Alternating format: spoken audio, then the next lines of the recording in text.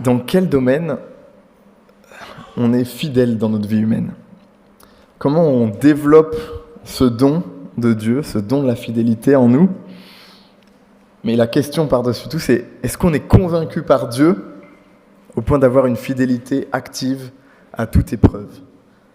Est-ce qu'on est convaincu par Dieu au point d'avoir une fidélité active à toute épreuve?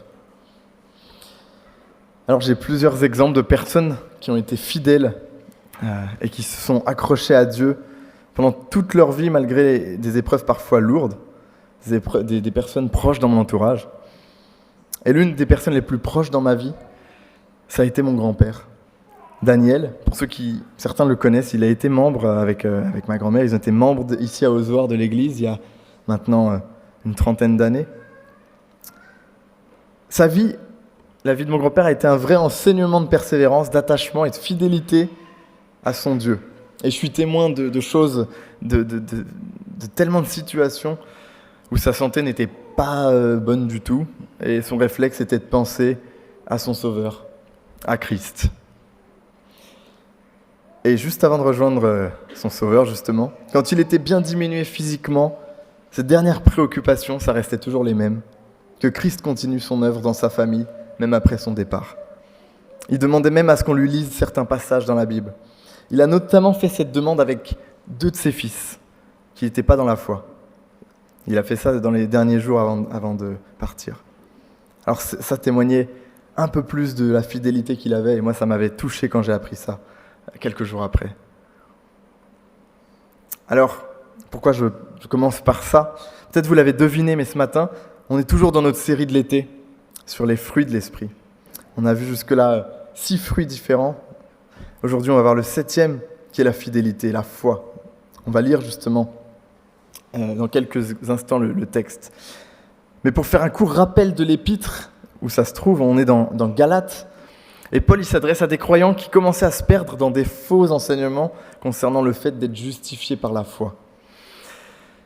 Alors le passage qu'on voit aujourd'hui, il traite des œuvres que produisent la chair, donc les œuvres humaines qui ne sont pas bonnes, mais il traite aussi les œuvres que produit l'esprit, et chez les personnes qui acceptent de marcher avec Dieu. Alors on va relire ce verset, Galates chapitre 5, et au verset 22, je vais le relire, il va s'afficher. Mais le fruit de l'esprit, c'est l'amour, la joie, la paix, la patience, l'amabilité, la bonté, la fidélité, la douceur, la maîtrise de soi. La loi ne condamne certes pas de telles choses. Dans certaines versions, on aura le fruit de l'esprit, c'est l'amour, la joie, la paix, la patience, la bonté, la bienveillance, la foi, la douceur, la maîtrise de soi. La foi, un autre mot.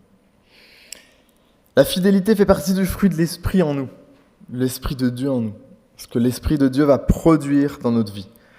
On retrouve dans certaines traductions, comme je disais juste avant, notamment les versions second, on retrouve le mot foi, peut-être vous l'avez dans vos Bibles, à la place de fidélité, et c'est aussi très juste. La foi est une conviction forte qu'une personne a en Christ et dans son enseignement, en Dieu, une foi en Christ. Et en fait, la foi et la fidélité, c'est tellement proche, ça se rapproche. C'est une confiance, c'est une assurance, et la volonté aussi de rester attaché à Dieu. Alors le mot fidélité pourrait avoir plusieurs significations. Aujourd'hui, on va traiter le mot fidélité dans ce que je viens d'expliquer, rester fidèle à Dieu en toutes circonstances. Et je voudrais qu'on voit tout de suite un petit préambule ensemble. La fidélité comme un attribut de Dieu. La fidélité comme un attribut de Dieu. Qu'est-ce que ça veut dire, la fidélité, un attribut de Dieu? Alors la Bible, elle communique plein d'attributs concernant Dieu. Quand on lit la Bible, on voit que Dieu, il est telle chose. Et on va lire justement, les attributs, c'est des caractéristiques de Dieu. Et il y en a un certain nombre dans la Bible, il y en a des centaines. Il y a ceux qu'on retrouve chez l'homme, les attributs qui sont donnés à l'homme. On parle d'attributs communicables, c'est un mot, c'est pas à retenir nécessairement, mais c'est des attributs que Dieu a communiqués, a donnés à l'homme. Et il y a les attributs qui sont propres à Dieu, on dit incommunicables. Par exemple, la bonté, la justice ou la compassion, ça fait partie des attributs qu'on retrouve chez l'homme, qu'on retrouve chez l'homme que Dieu a voulu communiquer à l'homme. Mais à l'inverse, parmi ceux qui sont propres à Dieu, on a par exemple le fait d'être omniprésent, d'être partout à la fois et en même temps, d'être omnipotent, d'être tout-puissant, ça veut dire. Ces attributs-là, ils sont que à Dieu, réservés à Dieu. Et aucun homme n'a ces attributs-là. Mais ici, la fidélité, c'est-à-dire l'attachement fort et sans faille, c'est un attribut communicable. De la même façon que Dieu est parfaitement fidèle à sa promesse, qu'il s'est attaché à son peuple, qu'il a choisi dans l'histoire, on le voit ça, eh bien, nous devons lui être fidèles en retour. Pas par nos forces, mais parce que c'est un don qu'il nous a fait. En parlant de la fidélité de Dieu, j'aimerais relire un passage que Pierre, un autre apôtre, pas Paul cette fois-ci, mais Pierre, il a écrit dans sa deuxième lettre, il dit « Le Seigneur ne tarde pas dans l'accomplissement de la promesse, comme certains le pensent.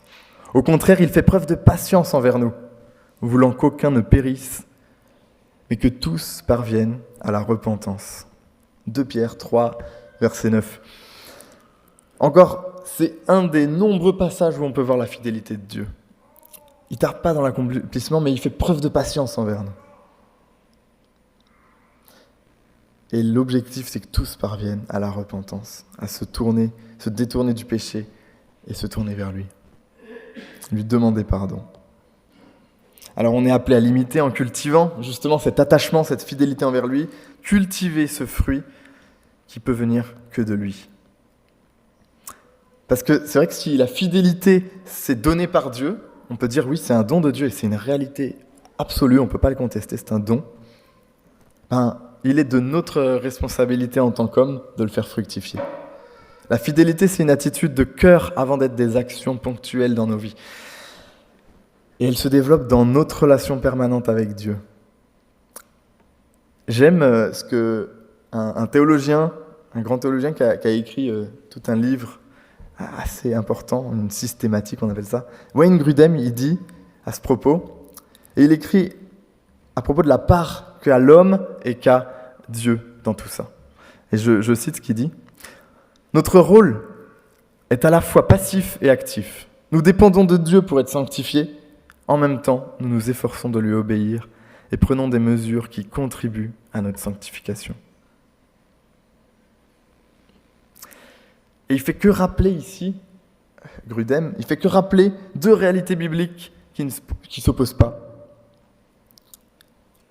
L'homme dépend avant tout de Dieu dans sa croissance pour devenir saint, c'est-à-dire à l'image de Dieu, parfait. Mais l'homme est plus d'une fois appelé à mettre en pratique et à vivre et ne pas négliger sa propre part dans la sanctification. Il y a 2 réalités là qui ne s'opposent pas. Et cet attachement, ça a une forme de cercle vertueux, pas vicieux, vertueux. C'est une bonne chose.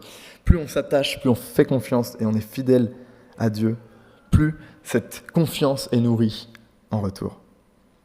C'est le fruit de son esprit qui va donner encore plus de fruits. Et j'aimerais maintenant qu'on se plonge ensemble dans l'histoire, après ce petit préambule, dans l'histoire d'un homme dans la Bible qui a expérimenté justement une fidélité forte à Dieu. Alors, Manu, tout à l'heure, a parlé d'une personne, Job, et je pense que ça aurait été une personne incroyable sur laquelle on aurait pu parler de fidélité envers Dieu. Mais c'est un autre homme que Job, et vous le connaissez sûrement, si vous avez une vision d'ensemble sur l'Ancien Testament, c'est David, le roi David.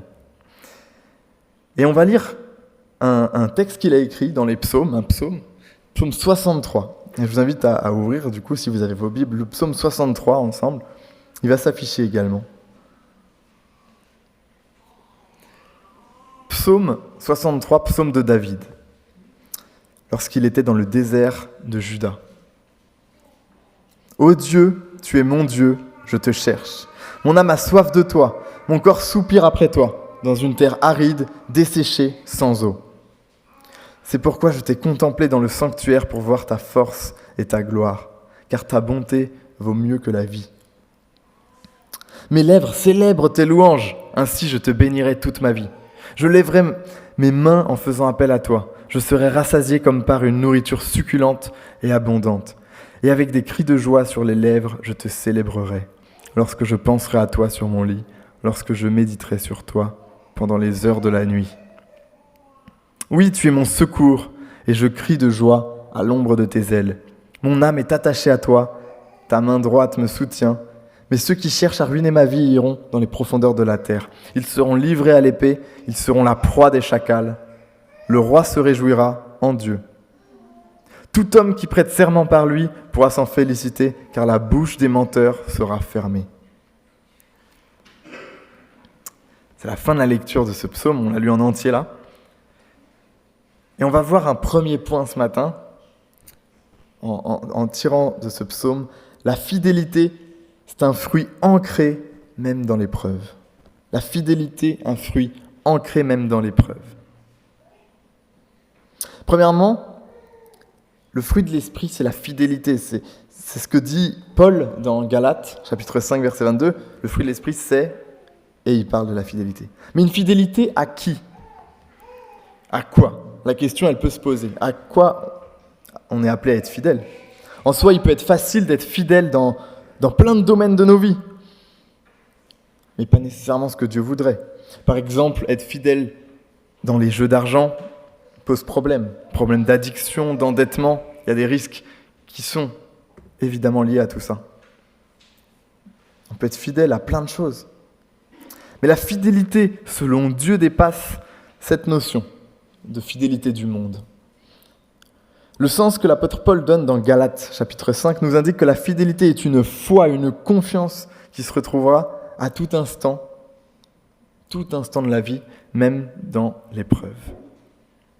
Et cette foi, elle est placée dans quelque chose de plus grand, qui est sûr, solide et certain, le Sauveur, Christ. Alors on retrouve dans nos textes, dans le psaume 63, on retrouve un homme complètement perdu, car il fuit devant une menace à sa propre vie. Alors c'est un moment où l'épreuve est dans la vie de David, là, vraiment, clairement annoncée. On peut être témoin de l'attachement de David dans cette lourde épreuve. En lisant les versets 1 et 2 du psaume 63, on a une situation tendue, incertaine. David se retrouve dans le désert de Juda, en fuite. Alors c'est pas des vacances, hein. Il n'est pas parti bronzer.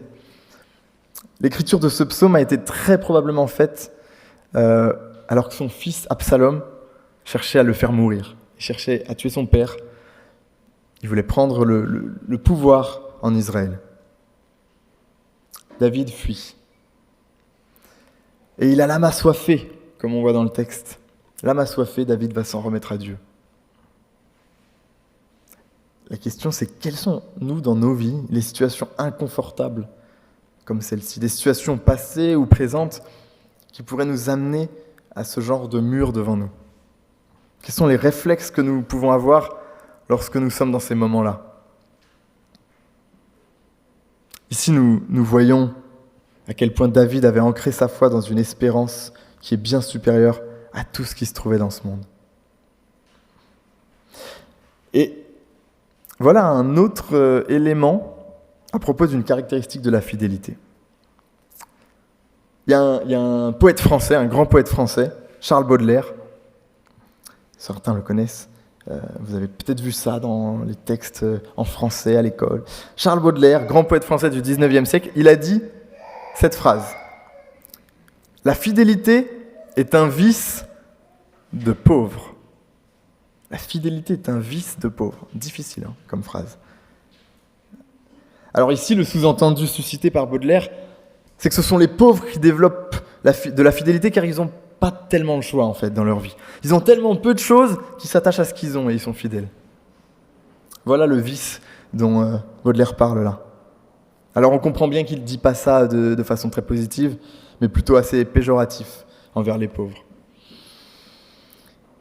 En revanche, avec cette phrase de Baudelaire, on peut tirer une chose intéressante, une conclusion intéressante, qui fait un parallèle avec le message de la Bible. À plusieurs reprises, on retrouve dans la parole qu'il est préférable de se dépouiller de toutes nos possessions terrestres qui peuvent constituer un obstacle dans notre relation avec Dieu. Et bien pire, dans notre salut parfois, dans notre salut, dans le fait d'être sauvé. Ça peut être un obstacle. Et dans ce sens, le fait d'être pauvre est bien vu dans la Bible. Pas n'importe quelle pauvreté. Mais plus un homme possède et s'aveugle avec ses possessions, moins il aura tendance à avoir conscience de son besoin de Dieu. Et aussi dans un tout autre registre, qui n'est pas lié aux possessions cette fois-ci, Jésus a encensé, à un moment donné, les pauvres en esprit.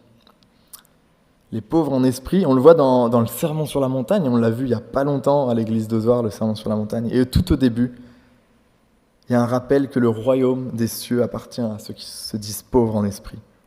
Alors dans ce sens, Baudelaire voit certainement juste dans ce qu'il dit, même s'il disait plutôt ça dans un sens qui dénigrait les pauvres, et qui n'allait absolument pas, qui n'appelait pas les hommes à développer la fidélité. Mais il est vrai que la fidélité sera certainement plus marquée chez les personnes qui se reconnaîtront pauvres. Et enfin, une dernière chose. Peut-être certains dans la salle se reconnaîtront là-dedans, mais à quel point parfois on a envie de réaliser des grandes choses, des grands projets importants qui plairont à Dieu, peut-être. Alors que finalement, Jésus nous a laissé une parole pleine de sens dans les évangiles. Il dit « Si quelqu'un est fidèle dans les petites choses, on peut aussi lui faire confiance pour ce qui est important. Mais celui qui n'est pas fidèle dans les petites choses ne l'est pas non plus pour ce qui est important. » Alors avant de vouloir nous prétendre à de trop grandes responsabilités, soyons des bons ouvriers fidèles, cultivons cette fidélité en Christ, dans les petites choses. Je vous propose de voir notre second point ce matin. La fidélité n'existe pas sans contemplation. La fidélité n'existe pas sans contemplation. Ça peut paraître étonnant, mais dans sa fuite, David n'oublie pas l'essentiel. Il n'oublie pas son Dieu. Il a beau fuir avec ses quelques hommes, il a quelques hommes avec lui, David évidemment, mais ils ne font pas le poids face à son fils et tous les hommes de son fils Absalom. Il a une armée bien plus puissante. Mais David va avoir le réflexe de s'en remettre à Dieu. À partir du verset 3, on lit on voit la fidélité au sens propre qui prend le dessus chez David. C'est l'œuvre de l'Esprit de Dieu en lui qui se manifeste pleinement et qu'on retrouve dans ses paroles. Et il dit « C'est pourquoi je t'ai contemplé dans le sanctuaire pour voir ta force et ta gloire, car ta bonté vaut mieux que la vie. » Versets 3 et 4. Même quand son âme est assoiffée et qu'il se retrouve dans l'épreuve, il se reconnaît dépendant de Dieu, au point de pouvoir le contempler et se rappeler que sa bonté vaut mieux que la vie. Ça, c'est incroyable. David le croyait vraiment, il le croyait réellement. Ses paroles ne sont pas du tout dites en l'air et pas écrites en l'air. Elles témoignent de sa conviction forte dans l'action de Dieu. Il n'y a pas de doute. Je crois que David, il avait identifié son Dieu là, son Sauveur. Au verset 9, certains auront dans leur Bible « Je demeure attaché fidèlement à toi. » Je demeure attaché fidèlement à toi. D'autres auront obligatoirement souvent le mot « attaché » ou « attachement ». C'est à la fois un constat qu'il fait de sa vie, mais aussi et surtout une prière pour le rester. C'est son désir profond d'être droit, loyal dans son attachement à Dieu, fidèlement attaché à toi. David, il avait bien conscience de ses limites humaines et du fait qu'il n'était pas parfait en fidélité. Mais c'était son souhait par-dessus tout. C'était son souhait, et c'est pour ça qu'il le disait avec autant d'assurance et de conviction. Je demeure fidèlement attaché à toi. C'était pas du tout de l'orgueil de dire « mais moi Seigneur, je suis attaché à toi ». C'était pas dans ce sens-là qu'il disait. Mais c'était aussi son souhait. En regardant les fruits de l'esprit, en regardant les fruits que Paul décrit dans Galates, les fruits de l'esprit, on note quand même un détail. Il ne parle pas seulement de fruits quand tout va bien dans nos vies, quand les circonstances de nos vies sont favorables, mais il évoque évidemment le fruit de l'esprit quand nous sommes éprouvés, quand ça ne va pas toujours bien, Et on le voit d'ailleurs dans le psaume de David. Paul, il ne parlerait pas sinon de la maîtrise de soi, qu'on va voir dans 2 semaines d'ailleurs, pour clôturer la série, ou encore la fidélité, ou de tous les autres fruits de cette liste en fait. L'amour, il parle de l'amour. L'amour doit continuer en temps de crise. La paix doit être constamment recherchée, d'autant plus quand il y a des temps de guerre, dans des temps où la paix ne figure pas. Et quand Paul écrit ça, il y a juste à se rappeler par exemple du contexte dans lequel il écrit cette lettre aux Galates. Le contexte n'est pas tout blanc. Hein. Les Galates sont détournés de la liberté en Christ, ils sont détournés de la bonne doctrine. Il y a des faux enseignements, il y a des disputes et des désaccords. Les fruits de l'esprit sont à rechercher, d'autant plus dans ces temps-là, et à faire fructifier. Alors oui, on l'a vu, c'est un don de Dieu, mais c'est aussi à faire fructifier. Et là, dans les versets, on retourne dans notre psaume 63, les versets 2 à 9, je ne vais pas les relire en entier, mais les versets 2 à 9 forment quand même l'essentiel du psaume, c'est la plus grande partie du psaume. Ces versets ne font que rappeler comment nous devrions lui dire notre reconnaissance à Dieu et notre admiration pour son œuvre, notre contemplation pour son œuvre, son secours permanent dans nos vies. David était un homme fidèle à plein temps. Il n'oubliait pas une occasion de crier à Dieu lorsqu'il était en danger. Mais dans son cri, il glorifiait Dieu d'une façon qui m'intrigue personnellement. Il glorifiait Dieu d'une manière qui me laisse un exemple dans ma vie personnelle, de me dire, mais dans toutes les situations de la vie, il n'y a pas une situation trop grande où je ne peux pas crier à Dieu et lui dire mon admiration. Et ça me donne des occasions supplémentaires de le louer, de louer Dieu et de l'appliquer dans mes prières. D'autant plus que le contraste de la fin avec ceux qui sont loin de Dieu, la fin du psaume à partir du verset 8 ou 9, je ne sais plus. À partir du verset, je vais relire pour être précis, le verset 9, je crois, ta main droite me souvient, le verset 10, mais ceux qui cherchent à ruiner ma vie iront dans les profondeurs de la terre. À partir de là, on a un contraste. Et ce contraste montre vraiment qu'une vie loin de Dieu, elle est stérile, elle ne produit pas de fruits, pas d'adoration, pas de contemplation. C'est une vie qui ne tient pas dans le temps et qui est vouée à l'échec. Ceux qui cherchent à ruiner ma vie iront dans les profondeurs de la terre. C'est le constat. Nous avons une vie à mener, une vie de fidélité à mener, mais tout ça c'est en lien avec notre contemplation et notre admiration avec Dieu, comme l'a fait David. Alors, pour conclure ce matin, j'aimerais qu'on se souvienne au travers de ce texte à quel point nous avons une définition ici dans ce psaume 63 de la fidélité dans l'épreuve à travers ce passage magnifique. La question que je vous posais au début, est-ce qu'on est convaincu par Dieu au point d'avoir une fidélité active à toute épreuve ? Est-ce qu'on est convaincu par Dieu au point que cette fidélité soit active dans toutes les épreuves de nos vies ? On est dans le même bateau, j'ai envie de dire. On a tous cette difficulté à vivre la fidélité dans nos vies. Mais on a cette assurance que, comme David, on s'en remet à Dieu.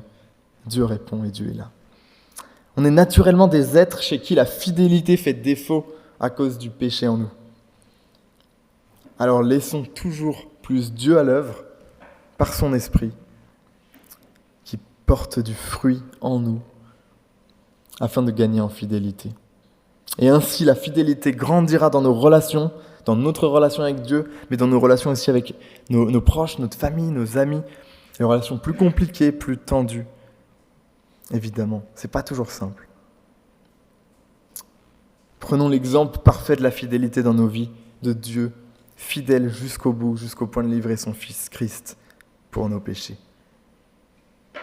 Et l'attachement à la personne même de Dieu nous invite à le contempler, l'adorer, et vouloir être chaque jour un peu plus proche de lui, même lorsque l'épreuve sera présente. J'aimerais juste qu'on puisse prendre un temps de prière. Je vais prier si quelqu'un veut prier aussi, si d'autres veulent élever la voix pour terminer. Sentez-vous libre. On n'a peut-être pas l'habitude de faire à la fin, mais vous pouvez prier ensuite. Je vais prier. Seigneur, merci pour ce rappel que tu nous fais. Merci pour David, que tu as inspiré, que tu as conduit et que tu as suivi, Seigneur, avec fidélité. Tu ne l'as jamais abandonné. Merci parce qu'il en a conscience, il en a eu conscience, il l'a écrit. Merci pour cet exemple, Père. Un exemple humain, imparfait, mais un exemple de fidélité à toi, de foi, Seigneur. On veut te remettre nos vies entre tes mains, on veut te prier que on puisse être toujours, chaque jour, un peu plus fidèle à ta parole, fidèle à toi, à ce que tu veux, à ta volonté, Seigneur. Sois glorifié dans nos vies. Amen.